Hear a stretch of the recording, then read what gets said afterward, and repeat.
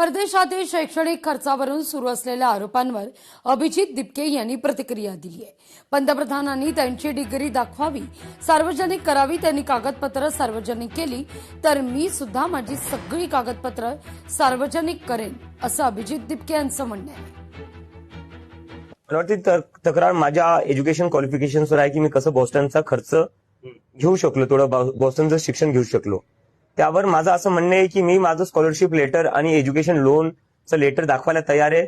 पंतप्रधानांनी सुद्धा त्यांची डिग्री आहे ती दाखवावी, सार्वजनिक करावी। त्यांनी त्यांची डिग्री सार्वजनिक केली तर मी लगेच माझं स्कॉलरशिप लेटर आणि एज्युकेशन लेटर माझ्या डिग्री सोबत सार्वजनिक करायला तयार आहे। नाही, येऊ द्या ना, घरापर्यंत येऊ द्या, जी चौकशी करायची आहे करून घ्या।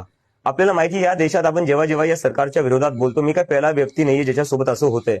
जेव्हा जेव्हा ज्यांनी या सरकारच्या विरोधात आवाज उठवलाय, त्यांना प्रश्न विचारले, हे लोक सगळ्यात पहिली गोष्ट तेच करतात, ईडी सीबीआय पाठवणं सुरू करतात। पाठवून द्या, तुमची ईडी पाठवा, तुमची सीबीआय पाठवा। लोकशाही मराठी ऐका, पहा, जागरूक रहा।